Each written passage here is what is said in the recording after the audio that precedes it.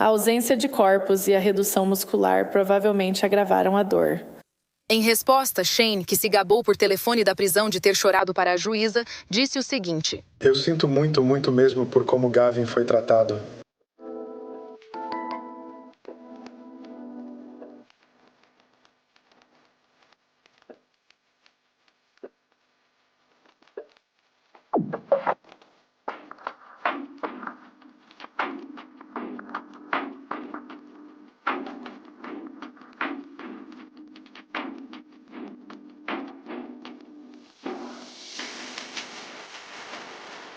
Bem-vinda ou bem-vindo de volta e obrigada por estar aqui. Eu sou a Cassie e este é a Wicked World. Se você ainda não conferiu a Wicked World no Patreon e quer ter acesso a mais de 70 vídeos exclusivos com novos sendo adicionados todo mês, então não deixe de conferir agora usando o link na descrição abaixo. A história de hoje é sobre um garoto cujo pai e madrasta o viam apenas como um fardo. Um fardo que os lembrava demais da mãe biológica dele. Esta é a história de Gavin Peterson.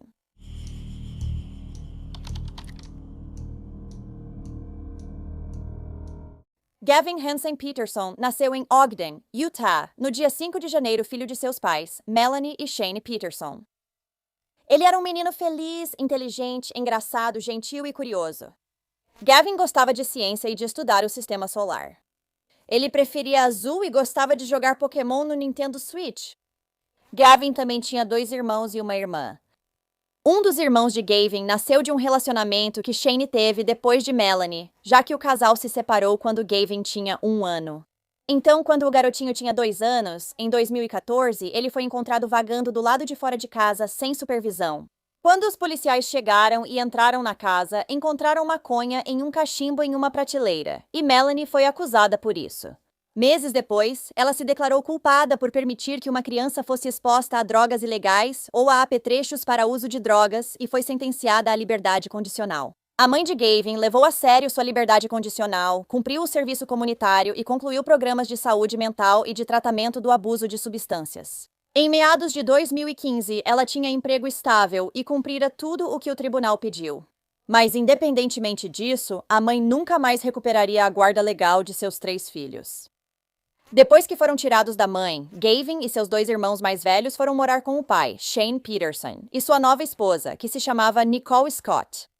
Nicole não gostava nem um pouco da ex do Shane, Melanie, e deixava isso bem claro. Essa antipatia pela ex do Shane também se refletia em como Nicole se sentia em relação às crianças, já que elas eram um lembrete constante da vida antiga dele, a vida que ele ousou ter antes dela.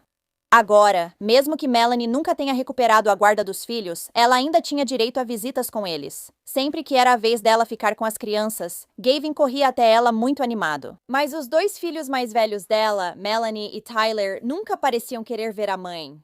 De acordo com Melanie, seu pai e sua madrasta a manipularam para que ela odiasse a mãe, e ela cortou todo o contato com ela. Nos primeiros 2 anos em que Gavin e seus irmãos moraram com o pai, tudo parecia bem. No fim de 2018, quando Melanie fez 13 anos, ela disse que começou a se parecer mais com a mãe. Isso fez com que Nicole começasse a sentir ressentimento pela adolescente, e ela passou a gritar com ela com mais frequência e a chamá-la de nomes horríveis. Logo, as coisas ficaram tão ruins que Melanie precisava pedir permissão à madrasta para fazer coisas como tomar banho ou usar o banheiro. Uma vez, Nicole chegou a raspar a cabeça de Melanie como punição por ela ter escovado o próprio cabelo. Melanie também começou a passar longas horas do lado de fora, pois era obrigada a fazer o trabalho no quintal da casa do pai e da bisavó, que ficava do outro lado da rua. Melanie fazia quase todas as tarefas domésticas, e logo sua madrasta Nicole passou a privá-la de comida também. Quando ela era alimentada de vez em quando, recebia pão com mostarda porque Nicole sabia que Melanie odiava mostarda. Nicole chegou até a monitorar Melanie com câmeras de vigilância instaladas por toda a casa. Ela também trancava a adolescente em seu quarto durante o dia. Às vezes, ela prendia Melanie na cama com abraçadeiras plásticas. Eles me manipularam para odiar minha mãe. Melanie Peterson diz que viveu em um mundo de isolamento sob o teto de seu pai, Shane Peterson, e de sua madrasta, Nicole Scott. Ela me xingava todos os dias. O abuso emocional e físico começou no final de 2018, quando eu tinha cerca de 13 anos. Melanie descreve detalhes perturbadores, como a vez em que Nicole supostamente raspou sua cabeça como punição por ela ter escovado o cabelo. Naquela época, eu estava focada principalmente em sobreviver. Mas isso foi só o começo. Eles me deixaram passar fome até eu ficar muito magra. Melanie afirma que era alimentada 1 ou 2 vezes por dia com a mesma comida que, segundo os promotores, Gavin comia antes de presumivelmente morrer de fome. O mesmo que Gavin fazia, Frederick Foster. Melanie diz que Nicole incluía a mostarda porque as crianças odiavam. Eu preciso ir lá. Ela diz ter sido trancada em um quarto, vigiada por Nicole com uma câmera e, em certo momento, até amarrada na cama com um enforca-gato. Elas amarravam meus tornozelos e ela dizia que se eu me mexesse, ia me bater de novo e de novo. Melanie afirma que Nicole a agredia com cinto ou colher de pau. Enquanto tudo isso acontecia, o pai de Melanie, Shane, fingia que não sabia de nada, ou às vezes até assistia e participava dos castigos. Tyler, irmão mais velho de Melanie, também era incentivado a agredi-la, apesar de ambos terem sido muito próximos. Nesse momento, Gavin não estava sendo punido tão severamente quanto sua irmã. Em vez disso, ela era punida sempre que seu irmãozinho fazia algo errado. Em março de 2019, uma amiga preocupada, em quem Melanie confiava, relatou o abuso a uma conselheira escolar, acionando os serviços de proteção à criança. Em seguida, uma responsável pelo caso entrevistou Melanie. No começo, a adolescente disse para ela que estava bem, porque tinha medo que seu pai e sua madrasta se vingassem dela. Ela acabou contando toda a verdade para a assistente social.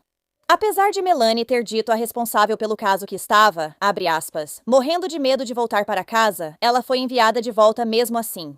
Inacreditável. Em vez de colocar ela e seus irmãos em outra casa, uma que fosse mais segura, foi criado um plano de segurança. Eles basicamente me disseram que não podiam fazer nada. Eu disse a eles que estava morrendo de medo de voltar para lá com eles. Melanie afirma que criaram um plano de segurança e Nicole não podia ficar sozinha com ela. Eu me lembro dela dizendo para David que queria me matar.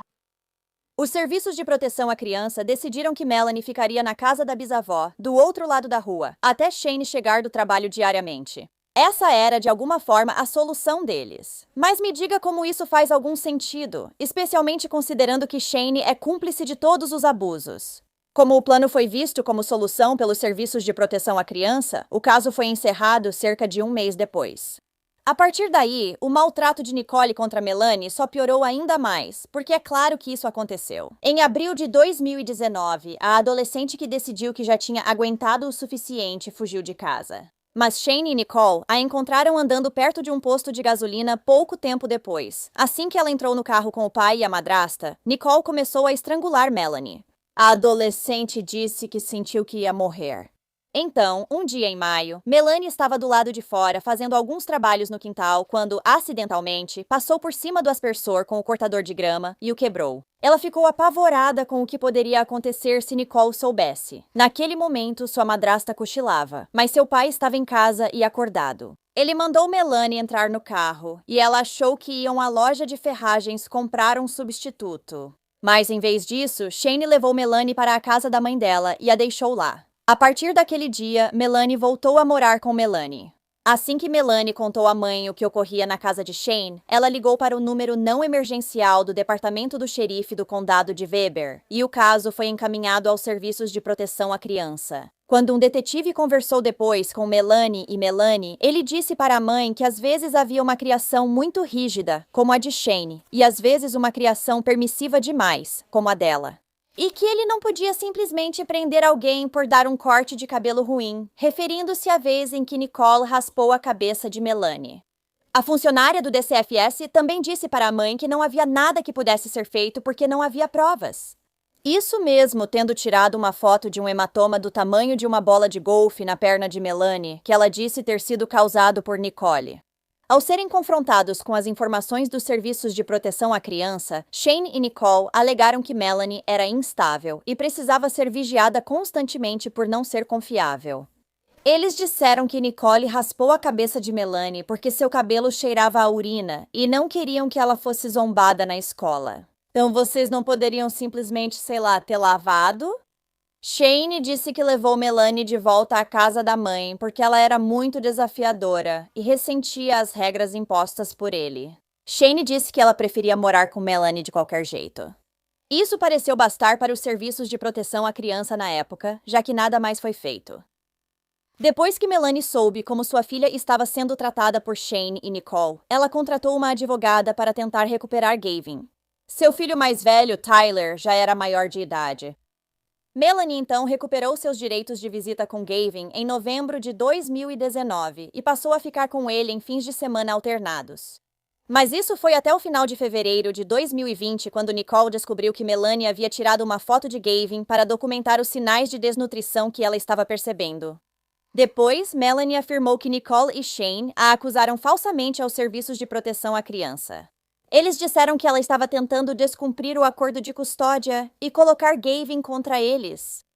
Melanie contestou as acusações, mas enquanto aguardava a decisão da Divisão de Serviços à Criança e à Família de Utah, o processo se prolongou devido à pandemia e os serviços de proteção à criança determinaram a necessidade de serviços domiciliares para sua casa e a de Shane. A essa altura, com Melanie fora de casa, o foco e o maltratamento de Nicole se voltaram para Gavin. Agora, Gavin tinha que fazer todas as tarefas dentro e fora de casa, assim como sua irmã era responsável antes. Depois que ele terminava todo o trabalho, Nicole lhe dava um pedaço de pão com mostarda e 1/3 de copo de água. Mas ela não lhe dava comida todos os dias, só se achasse que ele merecia. Não preciso dizer que ele perdeu peso rápido e logo suas costelas ficaram visíveis. Em agosto de 2020, o Serviço de Proteção à Criança recebeu uma ligação com uma denúncia sobre o tratamento de Gavin na casa do pai. No entanto, as informações não atendiam aos critérios exigidos pela lei do estado de Utah para abrir uma investigação. A informação foi repassada à assistente social, responsável pelo atendimento domiciliar da família e que já atuava no caso. Em maio de 2021, a família Peterson concluiu com sucesso os serviços domiciliares e um juiz encerrou o caso. Na escola, as funcionárias da cantina perceberam que Gavin só pedia água no almoço. Depois, ele ficava ao lado da lixeira pelo resto do tempo. Ele esperava todos saírem da cantina para vasculhar a lixeira em busca de restos de comida. Gavin acabou contando para uma funcionária da cantina chamada Jen que estava com fome há dias, mas não tinha dinheiro para comprar o almoço. Jen e outros funcionários passaram a ajudá-lo a pagar as refeições. Quando Nicole soube disso, foi à escola e gritou com os funcionários, dizendo que era melhor não alimentarem Gavin. Ainda assim, continuaram a lhe dar comida escondido. Logo após o incidente, Gavin voltou à escola com um dente lascado. Em setembro de 2022, alguém preocupado com o bem-estar de Gavin fez uma denúncia para o Serviço de Proteção à Criança. Mais uma vez, um atendente da linha de denúncias considerou insuficientes os critérios para abrir investigação. Então, em março de 2023, o DCFS recebeu outro relatório de que Gavin estava sofrendo negligência, e dessa vez eles realmente abriram uma investigação. 2 dias depois, a agência foi novamente alertada sobre os maus tratos a Gavin, e essa informação foi adicionada ao caso atual. Dias depois, Gavin foi entrevistado por profissionais do Serviço de Proteção à Criança e afirmou que não havia maus tratos em casa. Em 8 de maio, o Serviço de Proteção à Criança recebeu outra denúncia de que Gavin estava sendo machucado na casa do pai. Depois disso, uma investigadora foi até a casa e entrevistou Gavin, o pai dele e a madrasta separadamente. O caso foi encerrado cerca de uma semana depois, sem constatar negligência ou abuso. Em agosto, Gavin havia sido retirado da escola e foi informado que ele agora estava sendo educado em casa. E por algum motivo, Utah não tem nenhuma política implementada para monitorar crianças que são retiradas da escola após denúncias de abuso e negligência. Enquanto a família Peterson tinha fotos de todas as outras crianças em casa, não havia nenhuma de Gavin. Um colega de Shane comentou que ele tinha uma foto do filho mais novo na mesa, mas não sabia da existência de Gavin. Mensagens de texto entre Shane e Nicole falam sobre o quanto eles odeiam Gavin e como adoram torturá-lo. Eles também nunca se referem a ele pelo nome, usando apenas termos pejorativos quando falam sobre ele. Às vezes, as conversas deles também incluíam o irmão mais velho de Gavin, Tyler, e os 3 adultos discutiam se Gavin podia usar o banheiro ou se ele podia comer. Eles também falavam sobre bater em Gavin, inclusive usando um bastão de pinhata para isso. Em uma conversa, Nicole disse que odiava Gavin cada dia mais. Ela disse isso após uma enfermeira da escola ligar avisando que a base da unha de Gavin estava gravemente infeccionada. Depois, Nicole disse para Shane que o garotinho só estava fazendo aquilo para chamar atenção. Ao contrário dos quartos dos irmãos, que tinham carpete, o quarto de Gavin tinha apenas compensado cru pintado. Também havia uma fita adesiva no chão em formato de caixa, e aquilo deveria servir como a cama de Gavin. Ele não tinha cobertores nem roupa de cama. Gavin era repetidamente espancado e privado de comida e água. E dizem que ele chegou a comer as próprias fezes na tentativa de sobreviver. No dia 9 de julho de 2024, os policiais responderam a uma chamada dizendo que Gavin havia caído na banheira e agora não respondia. Quando chegaram ao local e viram o garotinho, ele mal conseguia se manter vivo. Ele estava frio e gravemente desnutrido. No chão do quarto dele, ao redor, havia várias poças de vômito preto. Os socorristas acharam um pulso fraco e levaram Gavin rapidamente ao hospital. No entanto, ele foi declarado morto ao chegar, devido ao que um médico chamou de falência total dos órgãos. A morte de Gavin foi determinada como sendo por complicações de sepse, com fatores contribuintes incluindo pneumonia, desidratação e infecções não tratadas. De acordo com Nicole, que foi quem ligou para o 911, seu enteado estava doente há alguns dias antes de ela encontrá-lo inconsciente e coberto de vômito no chão do banheiro. Tanto Nicole quanto Shane relataram que Gavin estava doente há vários dias antes de sua morte e que ele estava vomitando e sofrendo convulsões, mas eles não o levaram ao médico. Outra coisa é que Nicole esperou quase meia hora depois de encontrar Gavin inconsciente para ligar para o 911. Se passaram 21 minutos inteiros entre ela mandar uma mensagem para Shane, perguntando o que deveria fazer com Gavin, e ela ligar para os serviços de emergência. Quando ela então esperou os socorristas chegarem, Nicole inverteu a trava da porta do Gavin para que agora pudesse ser aberta por dentro. O irmão mais velho de Gavin, Tyler, enviou uma mensagem ao pai, Shane, em pânico, após saber que o irmão estava morrendo, perguntando o que fazer. Mas não por preocupação com Gavin, e sim pela própria autopreservação. Investigadores encontraram imagens de câmeras de segurança mostrando Tyler indo 3 vezes ao galpão de armazenamento no quintal após a ligação para o 911. Durante 2 dessas idas, Tyler carregava objetos nos braços e a polícia descobriria depois que eram as câmeras de vídeo da casa. Em grande parte das imagens que os detetives conseguiram, Gavin estava vestindo apenas uma fralda extremamente encharcada. Você também podia ver que ele tinha feridas cobrindo as costas. O sorriso dele sempre me fez sorrir. Rachel Reynolds diz que o sorriso do Gavin Peterson, de 12 anos, era contagiante. Ela também diz, porém, que percebeu que Gavin mudou durante o tempo na escola. Ele deixou a foto da 5ª série atrás de você. Por quê? Porque essa foto era bem diferente das outras. Você pode ver que ele estava definitivamente mais triste. Enquanto Gavin estudava na escola primária Keynesville, Reynolds era auxiliar escolar. Ela passava um tempo a sós com Elle e até viu Gavin tentar comer do lixo. Isso me assombra desde a primeira vez que vi, e é algo que nunca vou conseguir esquecer. Reynolds lembra de um momento em que ela mesma levou Gavin até a secretaria e uma ligação foi feita imediatamente para o DCFS. Ela diz que essa lembrança ainda a destrói por dentro até hoje. Foi no inverno e ele se virou do assento, sorriu para mim e disse: "Senhorita Rachel, isso é ruim", e ele me mostrou as mãos que estavam inchadas. Os dedos dele estavam inchados porque ele ficou cutucando a pele ao redor das unhas. E parecia que estavam infeccionados. Isso parecia automutilação? O que isso parecia ser para você? Para mim, parecia alguém com um tique nervoso, cutucando os próprios dedos, tipo quando tem uma pelinha ou algo assim só puxando, e era em todos os dedos. Ela afirma que nada mudou após a ligação para o DCFS naquele dia e sente o mesmo sobre outras ligações e denúncias feitas à agência. Reynolds afirma que a preocupação cresceu quando Gavin foi removido da escola. Ele está recebendo comida de alguém? Alguém está alimentando ele? Havia colegas de trabalho que conheciam crianças no bairro dele e perguntavam: "Você viu ele? Alguém viu ele? Alguém viu ele durante todo o verão?" E desde o último dia de aula, ninguém na escola que eu conheça viu ele. Alguns de vocês realmente tentaram acompanhar. Sim. E nenhuma resposta. Não, eu queria que os pedidos de ajuda tivessem sido ouvidos. Nicole, Tyler e Shane foram todos presos e acusados em relação à morte de Gavin e ficaram detidos sem direito à fiança.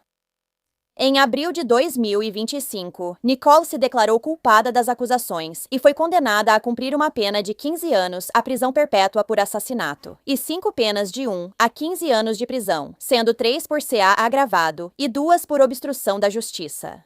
Ela também foi condenada a uma pena de 0 a 5 anos por colocar uma criança em perigo e a 1 ano de prisão por posse ou uso de substância controlada. O juiz ordenou que as penas fossem cumpridas em sequência, fazendo com que Nicole permaneça presa por pelo menos 20 anos. É assim mesmo. É a minha vez de falar. Eu acredito que aconteceu desse jeito. Ela estava tentando viver. Enquanto um juiz descrevia a horrível fome e tortura sofridas por Gavin Peterson, de 12 anos, sua madrasta, Nicole Lee Scott, tentou negar as descobertas perturbadoras da investigação. Deveria ter agido melhor com ele. O juiz também descreveu as ações de Nicole como sendo semelhantes ao que aconteceu durante a Segunda Guerra Mundial e nos campos de concentração. No tribunal, Melanie, irmã mais velha de Gavin, leu uma declaração. Meu irmãozinho significava muito para mim. Então, saber o que aconteceu com ele realmente me abalou emocionalmente. Acordo todo dia com raiva e tristeza porque Gavin não pode estar em casa com sua família de verdade. Ela disse que Gavin era único e que ele merecia a vida que lhe foi tirada. Ela disse que nunca vai perdoar Nicole ou seu pai Shane e que vai lamentar por Gavin com sua família pelo resto de suas vidas. Melanie então pediu ao juiz que não desse nem ao seu pai nem a Nicole a chance de ter uma vida normal. Shane Peterson também se declarou culpado das acusações e, em 6 de maio de 2025, foi condenado a uma pena que variava de 8 anos à prisão perpétua, que era a punição máxima possível. Antes de sentenciá-lo, o juiz dirigiu algumas palavras ao pai. Gavin provavelmente estava ciente do fato de que havia comida e que o resto da família estava comendo. Provavelmente também sentiu o cheiro da comida deles. Isso provavelmente causou muita angústia e sofrimento. Uma manifestação comum da fome em estágio avançado é a capacidade de superar a repulsa e comer coisas que não são alimentos na tentativa de se manter vivo. Considerando o abuso psicológico que Gavin sofreu, sendo isolado das outras crianças na escola, sem contato externo com ninguém, restrito ao seu quarto, constantemente monitorado por câmeras, não podendo usar roupas, sendo forçado a usar fraldas, privado de amor e de cuidados médicos, tudo isso teria tido um impacto profundo em sua psique. Relatos da escola afirmam que era uma criança normal, levada a um ponto de ruptura psicológica.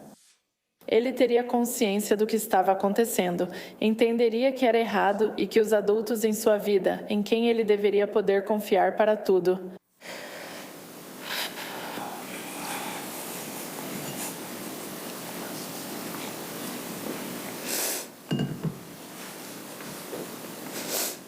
eram, na verdade, seus algozes.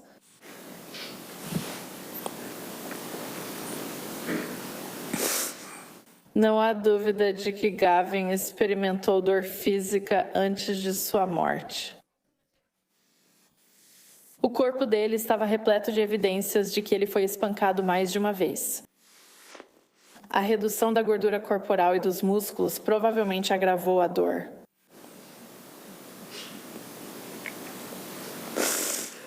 E posso te dizer que isso faz parte do motivo pelo qual o Estado manteve a apresentação deles curta. Para resumir as lesões físicas de Gavin. Seu estado de desnutrição e o histórico subsequente obtido indicam que ele sofreu tortura infantil nos dias e semanas, se não meses, que levaram à sua morte. Ele sabia o que estava acontecendo. Como ele se sentia e a quem ele deveria poder recorrer para receber cuidado e apoio. Ele teria sentido tanta fome a ponto de estar disposto a arriscar consequências físicas conhecidas para obter qualquer sustento que o mantivesse vivo e superar o nojo inato de ingerir fezes. Ele teria sentido medo, tristeza e dor. Além disso, seus irmãos também teriam sofrido trauma psicológico por estarem nesse mesmo ambiente. Como juíza, devemos sentenciar com base nos fatos. Mas ninguém senta aqui desprovido de emoção, empatia, experiência humana ou simplesmente bom senso. Você não precisa ser mãe nem ser uma criminosa. Você não precisa ser nenhuma dessas coisas para pensar, talvez isso esteja errado. O motivo pelo qual eu enfatizo isso e realmente me deixa emocionada é porque eu penso, antes de tudo, que você era o pai do Gavin. Acho que você não merece mais esse título, mas não há como mudar isso. Você certamente não foi o pai dele e com certeza não foi o protetor dele. Eu não acredito nem por um minuto que você não esteve profundamente envolvido em grande parte dos abusos que ele sofreu. Também acho revelador que eu esteja mais emocionada com isso do que você. E eu acho que há um motivo para isso. Eu acho que não existem adjetivos e advérbios suficientes para descrever adequadamente o quão horrível é essa situação. Em ligações monitoradas da prisão após Shane se declarar culpado, ele disse que conseguiu, abre aspas, forçar uma lágrima para o juiz. O irmão mais velho de Gavin, Tyler, também se declarou culpado, mas tinha uma doença mental. Ele foi diagnosticado com autismo, depressão persistente, presença de um transtorno de personalidade e ansiedade generalizada. A sentença dele ainda não foi proferida. Partiu meu coração saber que ele morreu daquela forma. Eu não sei como alguém poderia fazer isso com outra pessoa. Com o apoio do irmão, Melanie Peterson está se pronunciando pela primeira vez, de coração partido pela morte de seu filho mais novo, Gavin Peterson, de 12 anos. A última vez que o vi, tirei uma foto dele porque ele parecia tão magro. Eu nunca imaginaria que Shane deixaria isso acontecer. Deixaria ele passar fome e morrer. No primeiro aniversário da morte de Gavin, um pequeno grupo se reuniu silenciosamente perto de uma árvore plantada no Harry Kenneth Baldwin County Park, em West Haven, para lembrar a vida do jovem garoto. As organizadoras do evento também estão lutando por um novo projeto de lei que permitiria que as autoridades policiais obtenham um mandado para fazer uma verificação de bem-estar em uma criança, caso a escola dessa criança relate possível abuso. Ao perguntarem o que diria a Gavin se ele estivesse presente, a ex-assistente Rachel Reynolds respondeu que ele é forte, importante para todos e deixou sua marca na vida de quem o conheceu. Seus amigos sentem saudades e todos na escola sentem falta dele. Todos nós o amamos. Em fevereiro de 2026, Tyler Peterson, de 23 anos, seria sentenciado. Ele recebeu de 5 anos a prisão perpétua por homicídio, de 1 a 15 anos por 2 acusações de CA agravado e de 1 a 15 anos por obstrução da justiça. Essas sentenças devem ser cumpridas ao mesmo tempo. A mãe de Tyler e Gavin escreveu uma carta que sua advogada leu no tribunal, dizendo: "Eu sei que Tyler nunca faria isso por conta própria. Ele foi manipulado desde pequeno. Peço respeitosamente que considere permitir que Tyler continue seu tratamento em casa, em um ambiente positivo e amoroso. Ele não terá isso na prisão, onde pode receber ou não o tratamento necessário." O promotor afirmou ao tribunal que Tyler participou ativamente dos abusos contra o irmão. Ele citou mensagens de texto que Tyler enviou para Scott, listando as coisas que ele havia feito com Gavin, incluindo espancamentos e obrigar o garotinho a segurar a urina. E algumas das fotos que foram recuperadas mostravam Tyler chutando e espancando Gavin sozinho. A promotoria também falou sobre uma vez em que a família foi para a Disneyland e deixou Tyler em casa com Gavin. Durante esse período, Tyler teria infligido tortura mental e física em seu irmão mais novo. A juíza do caso disse que esse foi um dos casos mais difíceis que ela já lidou em seus 31 anos no tribunal. Você teve a oportunidade de não se envolver na conduta que adotou. Você foi uma participante ativa desde 2020. Não há dúvida sobre isso. Os comentários da juíza vieram após a advogada de Tyler argumentar que o jovem de 23 anos também sofreu anos de abuso e manipulação. Nicole mandava ele pular e ele só perguntava a que altura. Por que ele fazia isso? Porque não queria estar naquela sala como Gavin. A balança da justiça pesa mais do que o lado da balança que reflete a misericórdia.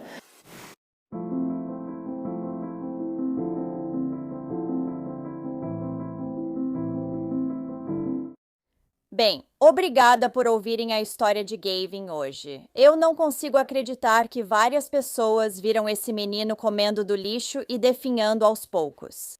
Mesmo assim, o Serviço de Proteção à Criança nunca achou que fosse necessário tirá-lo da casa do pai e da madrasta. Sem contar que a irmã mais velha dele já tinha contado para vários adultos que também havia sido abusada dentro de casa. É revoltante e não faz sentido nenhum. O que você acha desse caso? Se você gosta de True Crime e quer me ouvir contar essas histórias, então não esqueça de clicar no botão de inscrever-se aqui embaixo e ativar as notificações também. Assim você vai saber quando eu postar um vídeo novo, que é pelo menos 2 vezes por semana. Obrigada por assistir a Wicked World hoje. Até a próxima, se cuidem, gente. Tchau! Obrigada a todos os apoiadores de A Wicked World. Agora tem ainda mais conteúdo de A Wicked World no Patreon. Então dá uma olhada em patreon.com/awickedworld ou use o aplicativo do Patreon. Você terá acesso a vídeos exclusivos todo mês e muito mais. Qualquer apoio realmente ajuda a garantir que as vítimas nunca sejam esquecidas e a destacar as falhas da sociedade associadas a cada caso. Você tem uma sugestão de história que gostaria que eu abordasse? Se tiver, me envie um e-mail para awickedworldtruecrime@gmail.com.